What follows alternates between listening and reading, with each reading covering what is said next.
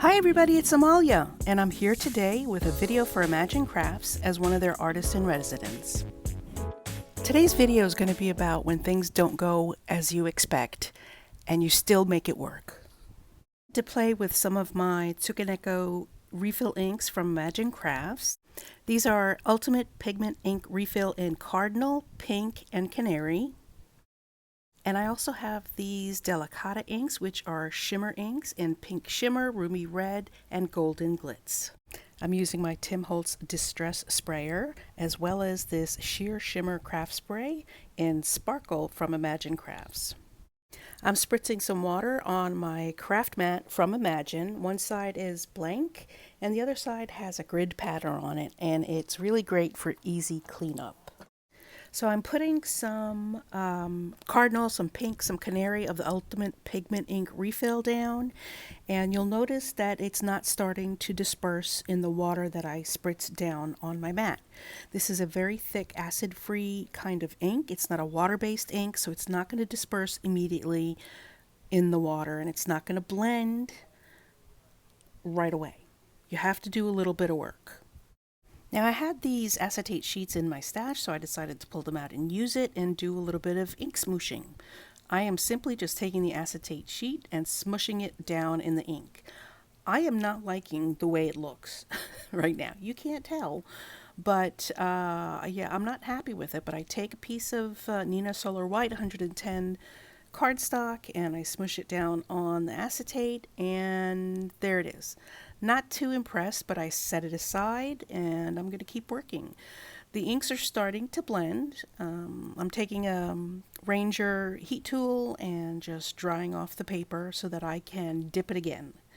And I try dipping it and drying it in between each dip so that I can get layers of color on top of my paper. And the lesson I have to keep learning over and over again is not everything is going to be a masterpiece right away. Sometimes you have to work at it. You're not going to get the result that you want every single time. You've got to play. You've got to add some more water, dry it in between, dip it again, and just keep moving forward. When you feel like you've gone as far as you can go, and eventually with this piece of paper, I feel I've gone as far as I can go, I start on a new piece of paper. But not yet. I'm going to dip it one more time or smoosh it one more time into the ink on my mat. And I'm going to spritz some water on it to see if I can help things move around and dip some more. And then I'm going to dry it again. Here it is dry, and it's not what I wanted. It's not what I wanted it to be, but I am going to move on. I'm going to take another piece of Neenah Solar White. I'm going to smoosh my acetate, and you can see that the colors in the water are blending a little bit, and I'm putting it down on my paper and just making sure it makes contact with my paper. Now this result I like a little bit better.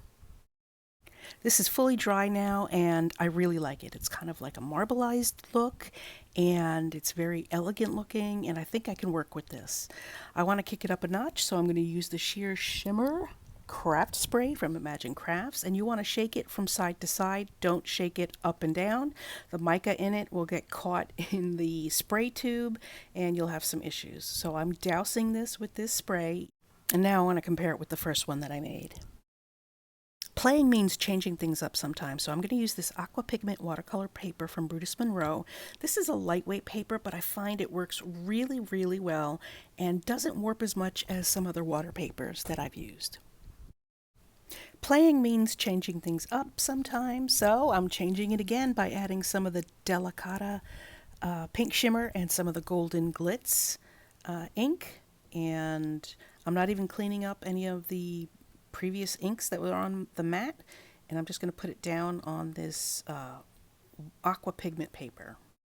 Once I've smushed it down, I pull off the acetate, and I don't have enough color on it for my liking, so I'm going to dip it back in. I'm not even going to dry in between. I'm just going to dip it back in and see if I can smush some color on the edges where I feel like I didn't get enough color.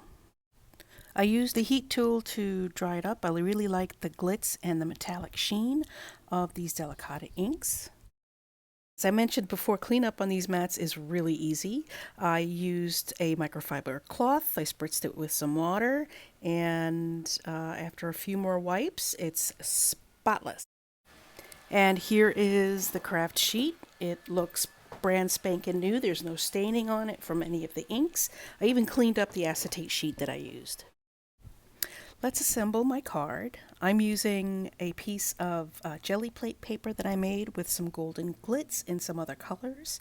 And as is, I didn't like it, but I thought it would make a nice layer for the background that I end up using. As you can see, this is the second paper that I made with our inks. Next thing I'm going to do is stamp my sentiment, and I choose the VersaFine Clair Brown because I think that tone of brown will go well with all of the colors in my background. I love using VersaFine Clair ink for stamping, especially stamping sentiments. You don't have to use a stamping tool. You ink it up, you stamp it once, and it comes out perfect every time. So I'm not afraid to do that and stamp it straight on my card. As you can see, I've stamped it straight on my background. Now I am just going to go ahead and stamp another part of the sentiment. This is the Thanks Alot'l stamp set from Brutus Monroe. I've already stamped out one of the axolotls. Is that what they're called? On one of the other papers that I created, and I'm going to stamp thank you, and then I did a little stamp surgery and cut the thank you Alot'l stamp up, and I'm just going to stamp thank you Alot'l with the axolotl below it. Is that how you say it? Axolotl? I'm using some scrapbook.com double-sided foam adhesive shapes. These are 1 millimeter thin, super thin. I didn't think they were going to be as thin as this, but they are 1 millimeter thin, and they just add a little bit of height.